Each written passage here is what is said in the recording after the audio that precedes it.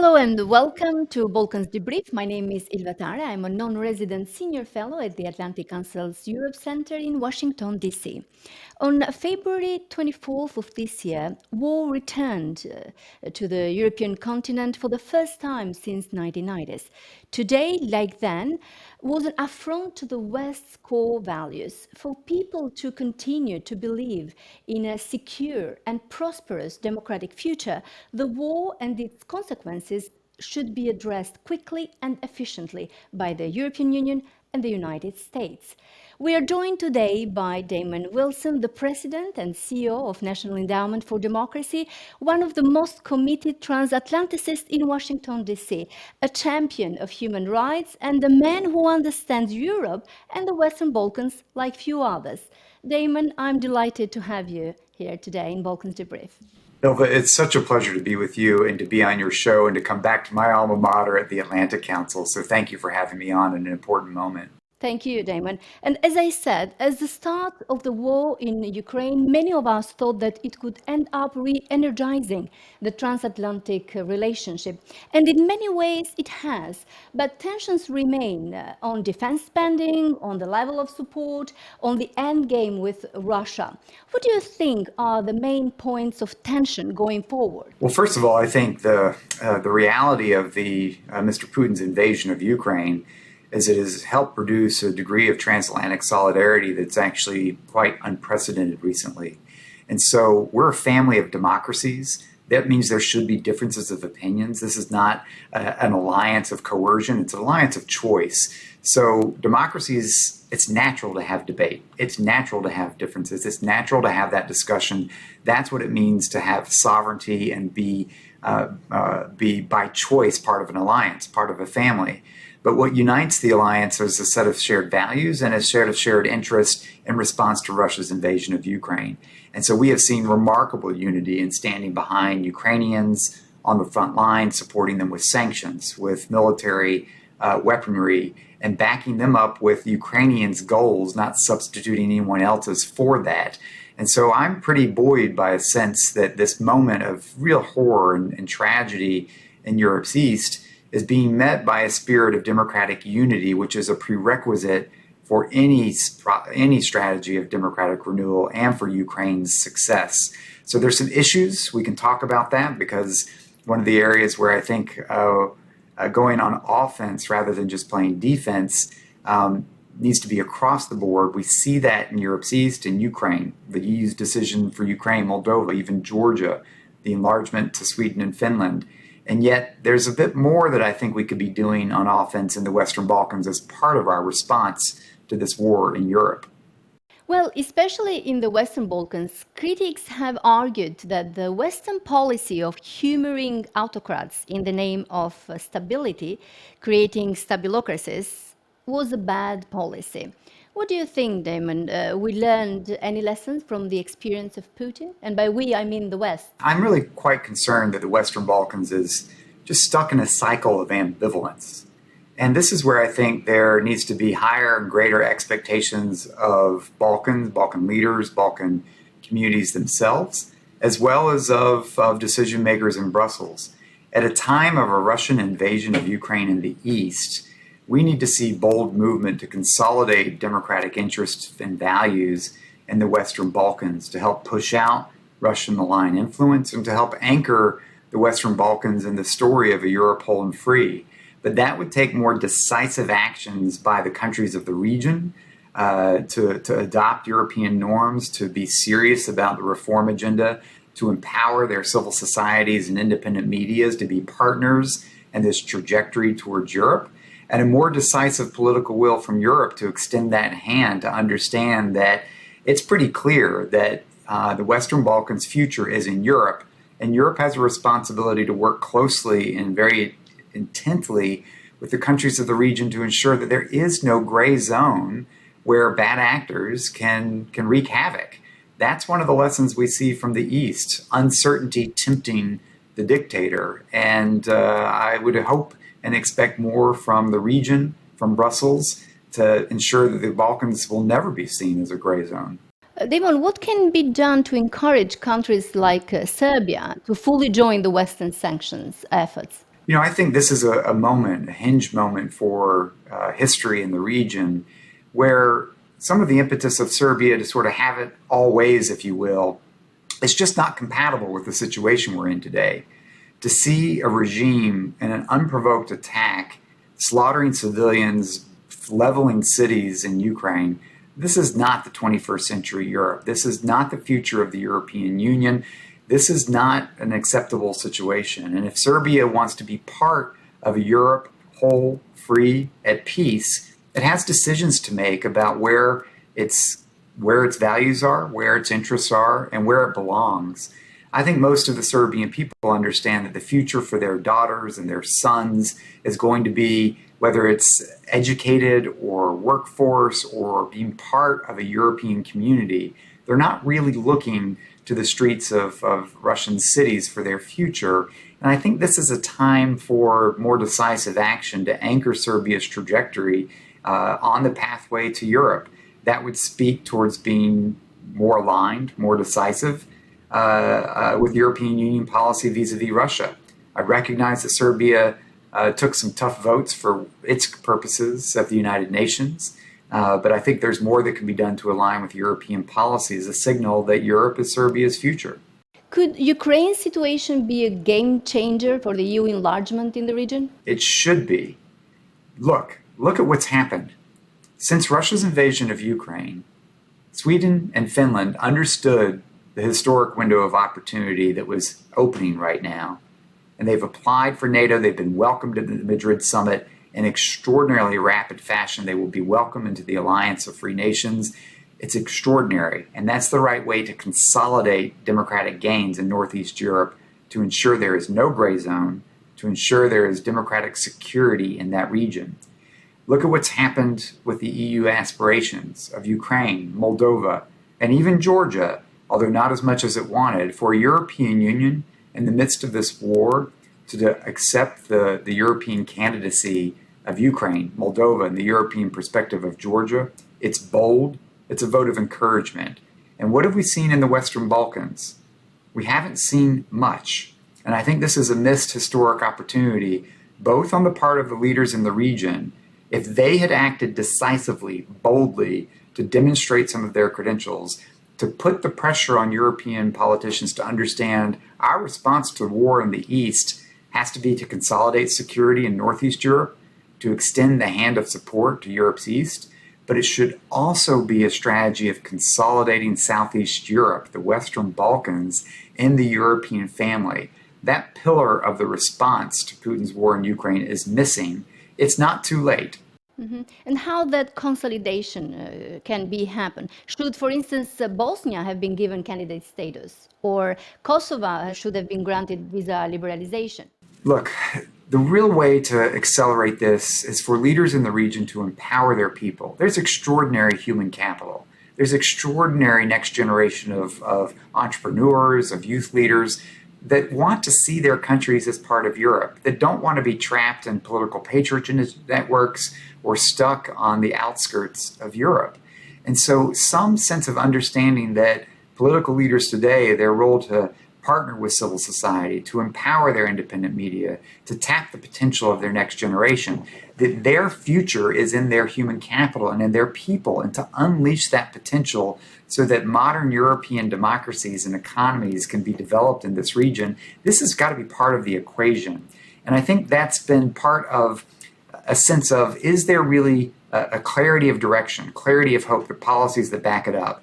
If we saw that, yes, there should be visa-free travel for Kosovo. There should be a more ambitious EU agenda for Bosnia. We should be seeing certainly the progress for Albania, North Macedonia.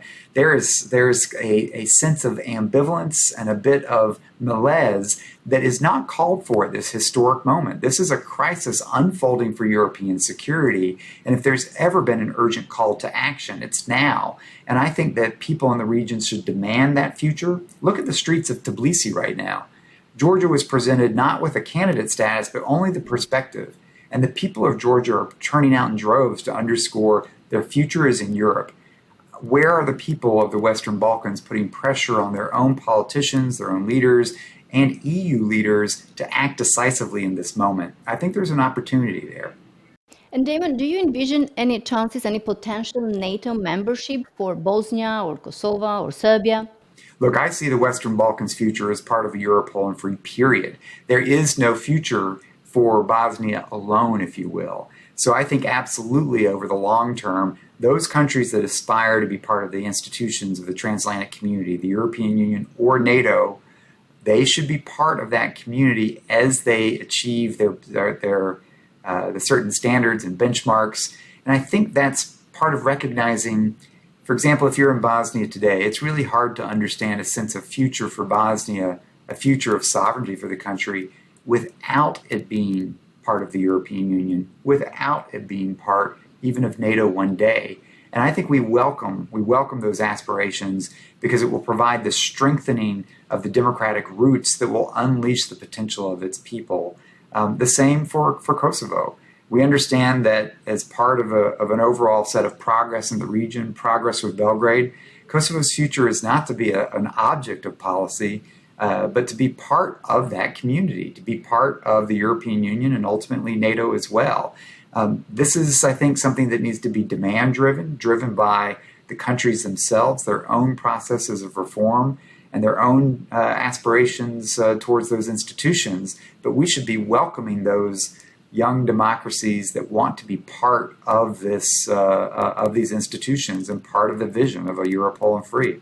I agree with that, but do you think that European leaders understand that sending a strong signal to Russian aspirants in the Balkans is important, especially now? I think there's ambivalence there. Look, European leaders have done extraordinary things. Look at this moment. I mean, the turnaround in German foreign policy, the Dutch foreign minister in Ukraine this week, someone who presides over a population of government that at times have been skeptical of enlargement. European leaders coming together in unity to back the EU candidacy of Ukraine and Moldova, the perspective of Georgia, to rapidly embrace Sweden and Finland as NATO allies. There was a window opening, and I'm afraid the Balkans is missing it right now. European leaders, I think, understood the need for decisive action, but they clearly didn't find it compelling enough to consider decisive action in the Western Balkans. I think that's a strategic mistake. I think right now this is a moment to anchor the aspirations of the people of the region. I think bold European leadership to underscore Russia's not welcome to play games with the futures of countries and citizens in this region. The influence we've seen, whether to help foster a coup in Montenegro, divisiveness in Serbia, provocations in Bosnia or Kosovo, it's unacceptable. And I think in this new sense of European security, the European leaders aren't just, I think, doing the right thing by rallying support for Ukrainians. They need to rally support for other Europeans in the Western Balkans that want to push out and push back on that influence that undermines their progress of reforms and their democracies. And as you said, these are young democracies, and it will take a long time for them to turn into perfect democracies, or let's say good democracies, because perfect may not match with democracy as we know it. But meanwhile, European Union should be there present and give them a chance, a hope that their future is in Europe, which kind of is missing right now, this kind of message, especially what's going on with Bulgaria and North Macedonia. That's right. Ilva, I agree that there should be absolute clarity of view that the Western Balkans belongs in the European Union and is welcomed as such. And I think you've had leaders that have been clear on that point, and yet there still is a sense of ambivalence. We see, for example, the conflict, the diplomatic impasse between Bulgaria and North Macedonia. This is not okay. It's not okay. In a time of great challenge, where tectonic plates are moving, where tanks are rolling across Europe, this type of diplomatic impasse needs the political muscle, the political will to understand the strategic stakes. But a country like North Macedonia, certainly Albania, these should be welcomed to accelerate their process of EU accession. And this isn't a time to slow roll that or punt on the issue. It's in a time to embrace those countries in the region that are willing to begin that pathway. I put North Macedonia at the top of that list. Our Macedonian friends and allies have done remarkable things against great odds to demonstrate their commitment to NATO and the European Union. Thank goodness they're a NATO ally, but they merit the process of accelerating an EU accession process. And this is really a missed opportunity, which I hope European leaders can help navigate an outcome sooner rather than later. The Macedonians deserve it.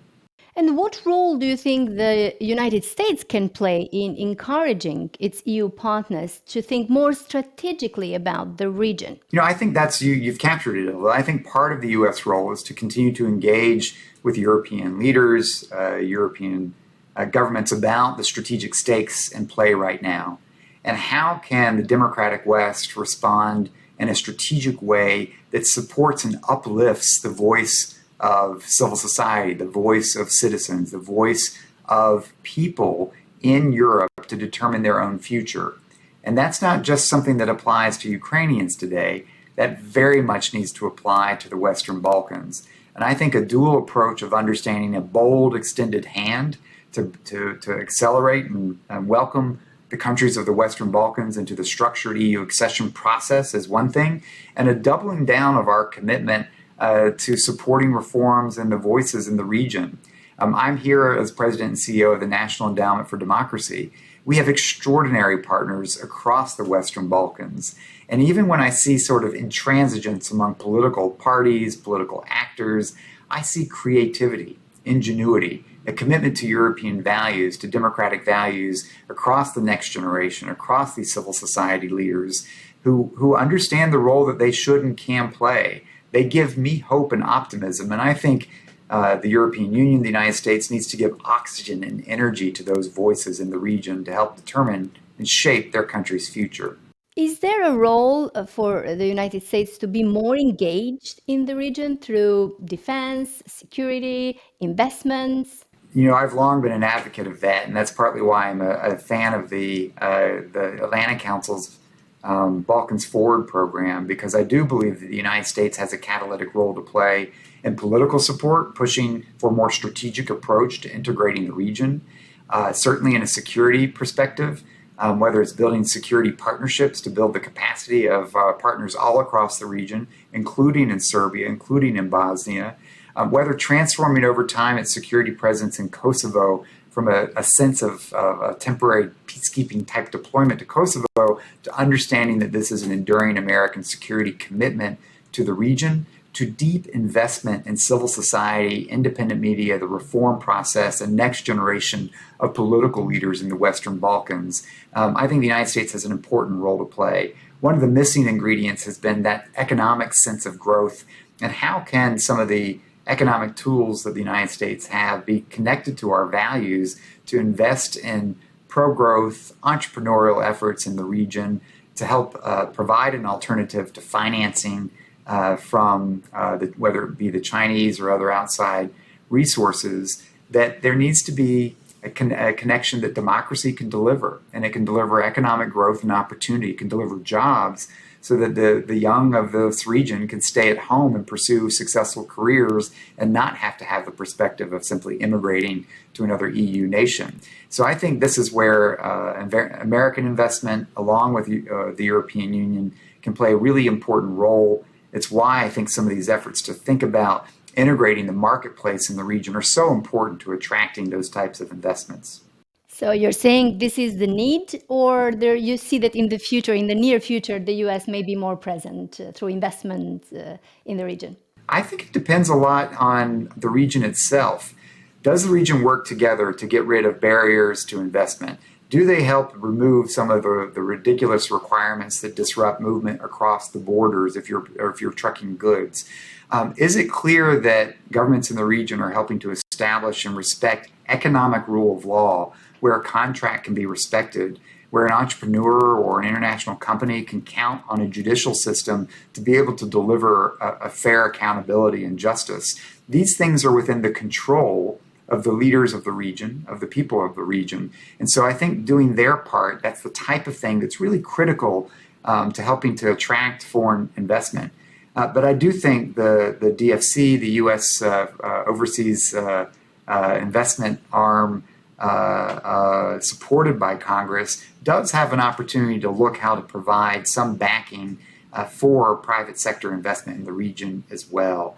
But ultimately it comes back to, is are the building blocks of democracy taking root? Is there a sense of rule of law in the societies? And is there a sense of political will and cooperation, that there isn't a sense of tension or potential volatility or conflict, but a real understanding that an economic and democratic future integrated together is the way forward for this region? A decisive view from leaders in the region can produce decisive policies out of Brussels and Washington.